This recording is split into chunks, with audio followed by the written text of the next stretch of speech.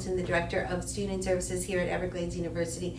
And I'm so excited because it's been years since I have seen Corie, and she's now Dr. Corie, and she was Corie Mendoza, and so now she's Dr. Corie Alvarez. Yes, very nice. So, so she's grown up now and turned into a whole different person since I saw her last. And she graduated with her bachelor's degree in alternative medicine here at Everglades, and just like a lot of our students, you know, just did what she did.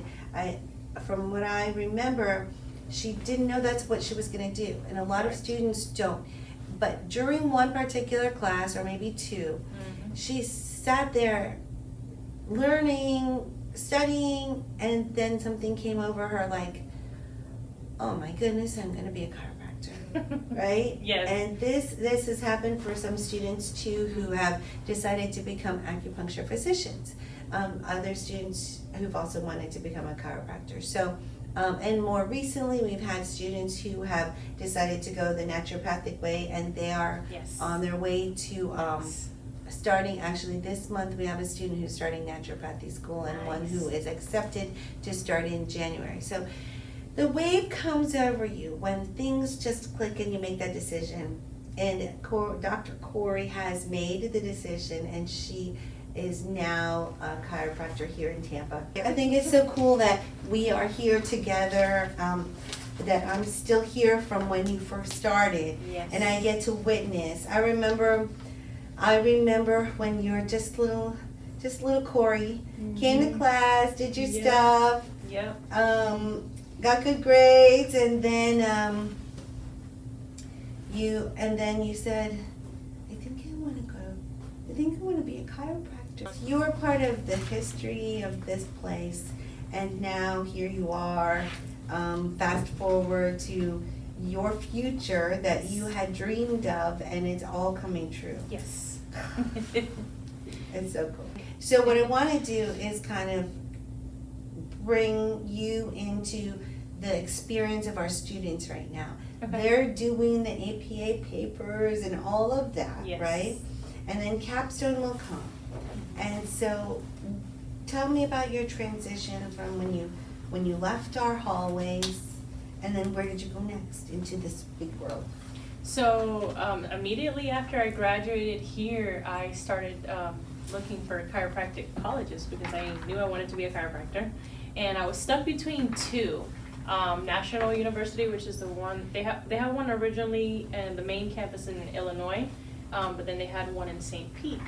But then really the one that was tugging at me the most was Palmer College of Chiropractic, and that one's in Daytona, Port Orange, same thing. And so I said to myself, I'm gonna go tour it, and I set a date. I went to go tour the school, and I fell in love. And I was like, where can I sign up? And they were like, go ahead and fill out the paperwork. I filled it out online, and then they were like, we'll let you know in a couple weeks if you get accepted. And sure enough, a couple weeks. It's funny thing, I went into the bookstore and I said, I'm gonna buy a shirt because I'm like putting it out there that I'm gonna come to this school. And I literally like said a prayer in the parking lot. I was like, this school is for me, God. This is gonna be my school. And then next thing you know, a few weeks later, get the call that I was accepted into the program. And I started, I want to say, maybe a couple months later. I think I found out like around this time of year, and then I started that January. So I found out in 2019, and then January I started in 2020, COVID season. So that was also an intense experience as well. And I remember you telling me there's a big difference between, like, you could have very easily stayed home. Mom would have liked that, right? Stayed home, gone to St. Pete, and come home. But there was something about Palmer that was worth moving out of town, finding a place over there. What was so different about that school versus the one locally? For me, I wanted to have the college experience. Like, I know we have the college experience here, right? But here I was a working adult, and going to school. And I'm by the way, I'm grateful for EU because I would have never been able to get my bachelor's degree otherwise, because I was working full time, I had bills to pay, so it's definitely a blessing coming here. But I wanted to just go somewhere that had all the, I guess, bells and whistles, if you want to be technical, so I could really get my firm education, because the one in St. Pete is great, nothing against it. As a matter of fact, one of my colleagues, Priscilla, went there and she graduated from there. But for me, it was just about having that experience, going and checking out the anatomy lab was just incredible. Their anatomy lab is amazing. And then obviously every teacher that works there, they all have a doctorate, and whether it's chiropractic or I had MDs that were some of my teachers. And I just learned so much from them. So I'm very grateful that I decided to go there. It was just really that. I just wanted that experience. I wanted to dive deep. I love that. And there's something different too about their philosophies. You told me this one time, it was a long time ago. Like there's a certain one main difference in the approach. Can you? I know, so Palmer is more on D.D. Palmer, right? He's the founder of chiropractic. He's the one who came up with chiropractic, and he was very philosophical, but he was very spiritual as well. That's what they like to say about him, that he kind of was like a faith-believing person. And so they have like the Palmer package, the way that they adjust is very like specific to how they do things. I don't know how to really like explain it. And then like National is more, and I wish Priscilla was here so she could kind of express it since she went there, but from what I observed was they were more kind of like medically, I guess, inclined with things, whereas Palmer was not as like diving deep.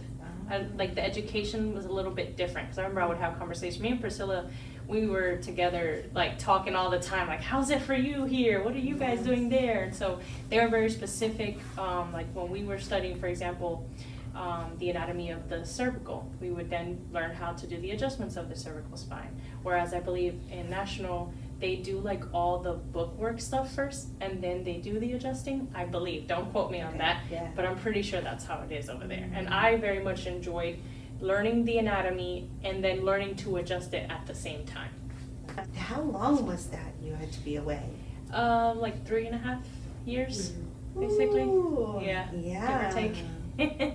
I remember we were like, she went all the way there, like she left home. Yes, I did. Yes, I did. Yeah, and you were, and we were such our campus is still like a family, that we were like, our little girl is gone, like Mom, she's going away. Yeah. So then you had your 3.5 years there, and after that you have to take a test or something, right? A lot Tell of us tests. about that. Yeah. So actually you start taking the board exam, the chiropractic board exams, when you're still a student. Oh. They have it, the way they plan it out is actually pretty cool. You can wait towards the end, but I do not recommend taking all 5 boards at the very end of your schooling. Do it as the curriculum goes, because that's how it is. At least Palmer is like that. Again, I can't speak on other ones, but Palmer, the way that they set up the curriculum is once you reach the 6th semester or quarter, we were in the quarter system, now there's semesters. Now, once you reach quarter 6 is when you can take part 1. And it's because by that point, you've already taken all those classes. So it's gonna be like your spinal anatomy, general anatomy, physiology, I'm trying to think what the other ones were, chemistry, like biochem, and the other one that I was not a big fan. I can't remember the other one. It's 5 of them. Let's just put it that way. All so 5. It's all fresh in your mind. Yes, still fresh in your and mind. And even then it's hard, very hard. It's not easy to pass that first one, I'll tell you that. And then, so you do that first year. Then in the second year in school, you take part 2 and part 3. You can take them kind of whenever you want at that point, because the curriculum again kind of lines up with it.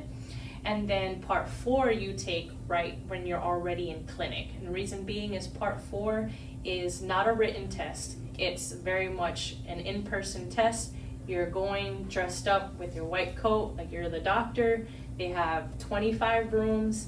You go in each room and each room is something different. Like the first 10 is you're asking like questions to the patients, and then the other ones some of them are adjusting. Some of them, there are rooms where you have like a Scantron and you answer certain questions. So you read a case study and then you think what the differential diagnoses are and stuff like that. And that's the part that you do in those rooms, right?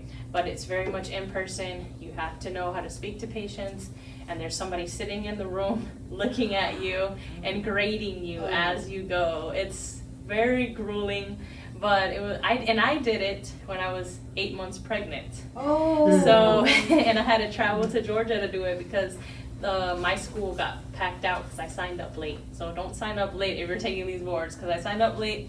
So I was 8 months pregnant, flew to the chiropractic college in Georgia. It's in Marietta Life University. I'm not sure if you're familiar with that. And I did that there. The AC was broken. That was great. But thankfully it wasn't like the sympathy grading. Listen. I did. So you're not allowed to talk to them. But I did kind of say, like, there was a certain adjustment that I needed to do, and my belly was in the way. And I said, so ideally the adjustment would be like this, but my belly is in the way, so I don't know if you want to take that into consideration when you're grading me. And the guy chuckled, right? So, but you're not technically supposed to speak to them because they're supposed to be like invisible, and you just got to act like do what you're doing. So part 4, it's done towards the end, because at that point you've already been in clinic for a year, because it's like 2 years academic and then it's 1 year where you're fully diving into the clinic, adjusting patients already under the license of one of the teachers that were there. And then after part 4, well, you can take it before or after. I took it after. Is the PT boards, because we also learn physiotherapy. So not only are we adjusting patients, but I personally, in what I do right now, because I work in the car accident world, I very much use my physiotherapy side. So I'm always doing physical therapy with all my patients. So, and that's like the last board that you take so that you can get your license. So we talk a lot in the leadership programs and the Success Club about mentorship, being resourceful enough to see who's out there who could help you, because a lot of this isn't written. It's learned the hard way. And we've had some great speakers who've come to campus and shared the things they've learned that no one ever taught them. So in this time, did you have someone who's mentoring you and telling you like all the things not written down? Obviously, when I was in school, right, I got very close with a lot of my teachers, and a lot of them are chiropractors. Like I mentioned, some of them were MDs, but the chiropractors were the ones that I spoke with a lot and just kind of picked their brain and what I should do. Especially they're called mod docs. So when you're in clinic, you're in a specific mod. So my mod doc, Dr. LaCourte, he's the one I went to for everything. And he was actually the one that told me, when you graduate, you're probably going to do PIP, and PIP is personal injury auto. I was like, no, I never want to do that, and then here we are, I'm doing PIP, and so it cracks me up. I'm glad that I picked his brain and kind of learned a lot about it from him. But then when I graduated, I had to do an internship at a actual chiropractic office just to kind of see how it is. And then Dr. T was more my mentor at that time. She was the doctor that I worked under when I did my internship.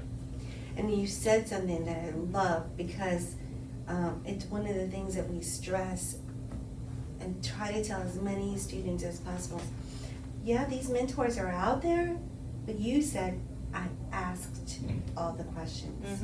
And there's a person to the right and left of you who wasn't asking those questions, and who's benefiting more. Especially when you identify that person who you know is going to be a wealth of knowledge. It takes the right kind of, the know-how on your part, and then really being so curious to ask the questions. So you benefited from that, and that's a good leader. And you've been a leader since even me before you were here, but here we were just saying you're a student government. You weren't just any old student, you did more, you always did more. So I love that. And I'm so curious, which instructor here at Everglades was the one? Dr. Burns. Dr. Burns. And do you keep in touch with him? You know, it's funny, I don't. I was funny. I meant to come here and ask you if you had his information. He was the one that wrote my letter of recommendation to Palmer. I asked him if he could write one for me, and I still have that letter. I'd have to look for it, but what he wrote was like I was like touched by it. I was like, oh, I know at the end he said, I look forward to one day being your colleague. And I was like, that's happening. That was very beautiful.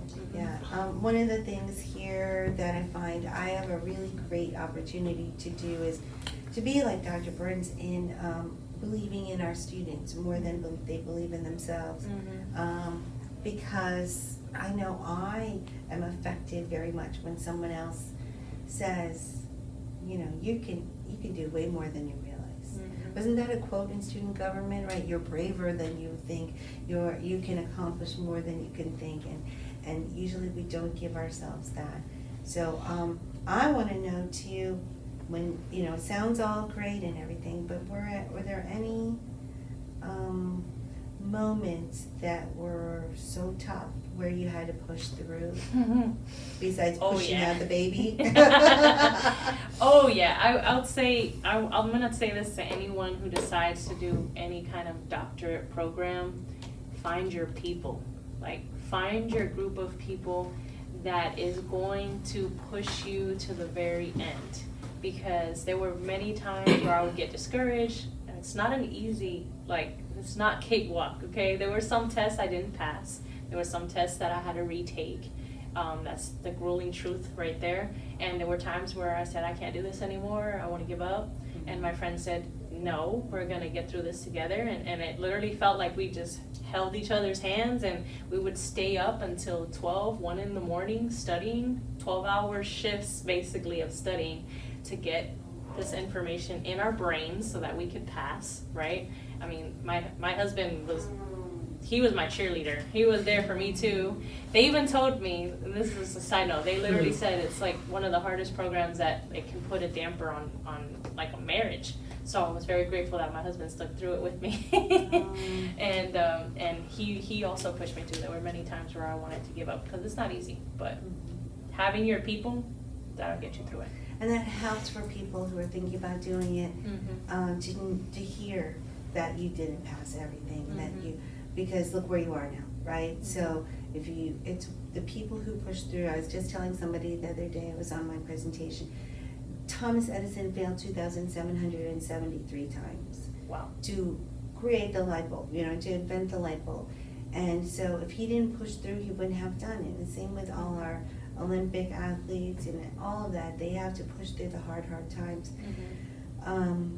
And I think it's when we get these visions of grandeur that, like, everyone else does it so easy. They all passed, or they didn't, or they didn't. So when we realize, someone was telling me the other day that failure is just another way to push forward. Correct. So, instead of just like the end. So I love that. Let's see. Okay, so let me think. So so now you move back, and then this is a whole different concept. You had to start a business. So now for our business majors out there, our entrepreneurs out there, we have masters in entrepreneurship here. Nice. Even our alt-med students are trying to start their own business as far as like selling your oils or trying to do salves and ointments and tinctures and things like that and sell them. Being an entrepreneur is not for the faint of heart. It's not. So actually, with my business, it's actually just starting. Because when I got out of school, I've been working for a personal injury clinic. But I did recently, it's been about a year now that I have had my business, and it has not been easy. It's very, like, how do you say? It's a learning curve, right? Every day you're gonna have some wins, and then you're gonna have some losses. And so I have definitely seen it moving forward though, and I'm hopeful for what's coming up next. But it was also just because I was focusing on this, my day job, I guess you could say. But I also have my side business as well, which is my own office. Yeah. Can you share a win that you have had in your starting out? I guess you can say my win is that I've been getting pretty recently couple new patients That you never heard of before. That I never heard of. People say, I found you on Google. And I was like, oh, wow. I'm found on Google? Yeah. So it kind of starts to feel real. Mm-hmm. In the beginning, it's kind of like people I know, they're coming to see me, or friends, family, people from my church and stuff like that. But when I got a phone call the other day and they're like, yeah, I found you on Google, I was like, oh, okay. So to me, that's a win. That's a big win. Because that means that my business is out there and people are looking for someone. And actually, I had a patient the other day. It was her first visit, and she literally told me, she's like, you're like an answered prayer. I've been looking for a chiropractor right by me, and then I found you, and here I am. And I was like, wow, that's so awesome. So it's pretty cool. So right now, you'll be the one they go to because because you're right by them. Mm-hmm.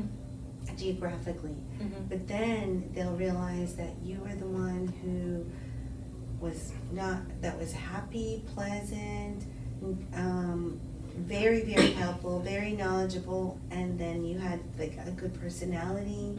Mm-hmm. Some people will go to a chiropractor or any doctor and say, well, at least they took care of me, but I don't really like them as a person. So mm-hmm. they'll start seeing you and knowing you as Corie, the great Corie that we know you as, and then you'll build your following that way. Yeah. I'm excited about that. Okay, and then are you still continuing the clinic job? So I will be working 3 days a week with them. Oh, okay. Just to continue to build my business. 'Cause, I have kids now that I have to feed. My goodness. How many do you have? I have 2. That's it though. No How more. How old? I have a almost 3-year-old. He'll be 3 in December, and then my daughter will be 1 next month. Oh, wow. And Grandma's so happy. Oh, yeah. Well, Grandma has like 8. I have 11 tonight. There you go. But the baby is like having her again. I love that. Yeah, my like daughter's my twin. Back. Yeah. She's a little mini me for sure. Yes. My son is my husband's twin, but my daughter is me. What advice would you have either for students who just want to grow professionally, or maybe even specifically the alt-med students, because you are in their shoes that they're in right now? Mm-hmm. Any advice you have for them? Find what you want to do, because alternative medicine, it's so broad and there's so much to do, and I thoroughly enjoyed every single class that I took. Like every time I took a class, I was like, maybe I want to do acupuncture, or maybe I want to do naturopathic medicine. But find the one that really speaks to you within all the classes that you take, and just run with it. Just go full throttle with it. Find what makes you happy. If selling the essential oils is what makes you happy, go for it. Put your whole heart and your whole soul into it, because at the end of the day, you want to do something that you love. You don't want to just wake up and go to work and it just be like, it's work. Like when you're doing something you love, it's not work. It's just a calling. That's going to be important for them, because right now they're just kind of like, okay, class started, I did my midterm, I did my final, and that's it. Mm-hmm. And then, so be curious now and start thinking long term, specifically about where your passion lies. Mm-hmm. What has been your funniest or most memorable moment with a patient? Oh, Atlanta. Funny? So, I had a patient once but when she came in, she was like, I'm a little gassy today, doc, so if you adjust me and I fart, it's okay. Like, don't laugh at me. And sure enough, it happened. Yeah, and you're a doctor, so there's nothing. Gotta have a poker face, yeah. I mean, I've seen it all, honestly. Mm-hmm. But the funniest one was the kind of tooting. It's actually pretty common, because we're adjusting the hips, right? Mm-hmm. And if you're having some kind of issues using the bathroom or any digestive issues, the adjustment helps. And so naturally, you're gonna toot. Yeah, I mean, and that's what she wanted to help with, right? Yep, she sure did, and she got it. Got it. What do you do then for fun or to relax, or do you know what the relax means? Well, right now it's a little hard to relax with 2 kids, yeah. But I recently got Disney Pass, so that is my relaxation time. Me and my husband will go with the kids, obviously, but then when we want to have a date night, like tomorrow we're going to Disney. Oh, yeah, and the weather should be really good too now. So that's what I do for fun. That's cool. Do you get a chance to do any of that? So I don't meditate per se. I'm Christian. So for me, my meditation is prayer time. Me and my husband, we pray before we go to sleep. And when we wake up in the morning, same thing. Or when I'm driving, just kind of listen to music and just, I guess, Praise. meditate in the Lord is how I love meditate. that. Yeah, that's what I do. And that grounds you, that helps keep you steady in this crazy, crazy life. So if I don't do that, I will lose my mind. Yeah. Especially with 2 young kids. I just love it. You know, you came in and now you're married, children, career, and everything. We want to be able to promote you as much as possible. Where's your office? So I'm in Riverview.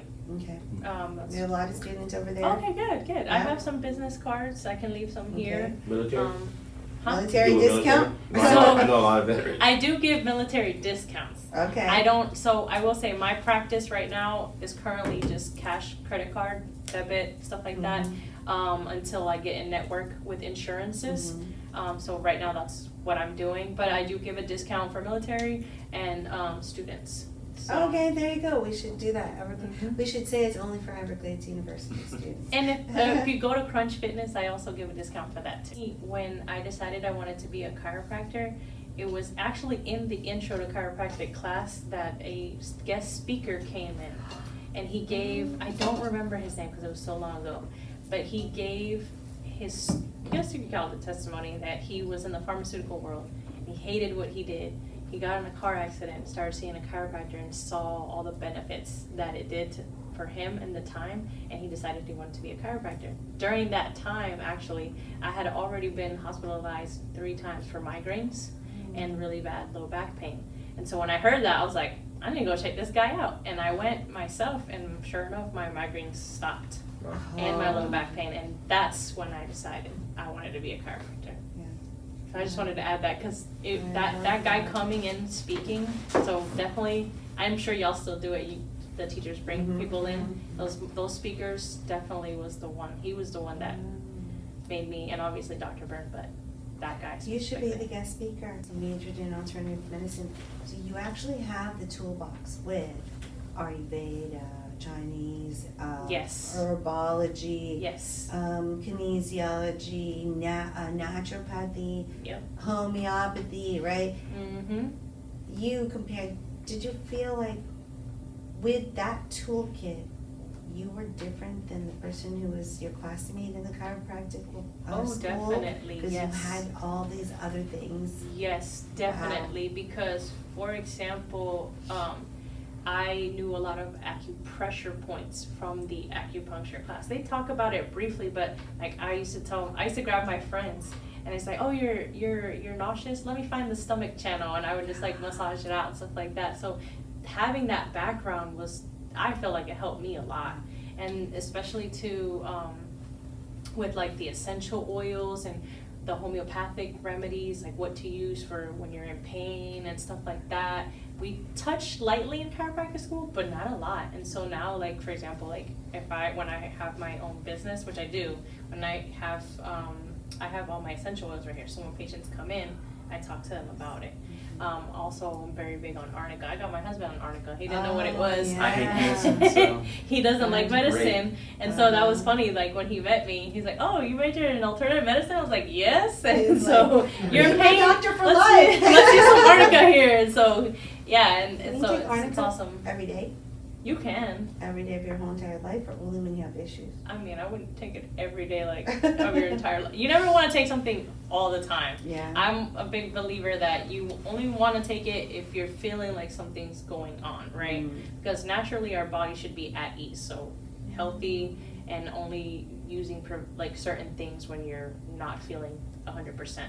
But there are some like daily supplements that some people take. I personally love listening to you. I love listening to you. She's so confident. Like, you would want to do this, but definitely want to do this. You know, before you were like, I don't know, I'm gonna learn. Now you got a doctor in front of your name. When you say something, it's true authority. Any questions for her, Latoya, or anybody online, or you guys? I don't have any questions, but I do have a remark that your story is very powerful. I'm in that position where now I'm in alt med, and it's just so broad, and I'm like really trying to figure out because I have a legal background, so I'm trying to figure out how to mesh volunteer, community service, legal, all into wellness, all of it together. And your story is just really helping me piece it together and realize that, you know, as time goes on and people come into the class, somebody will speak to me and I'll know what's right for me. So thank you for that Of course. helpful information.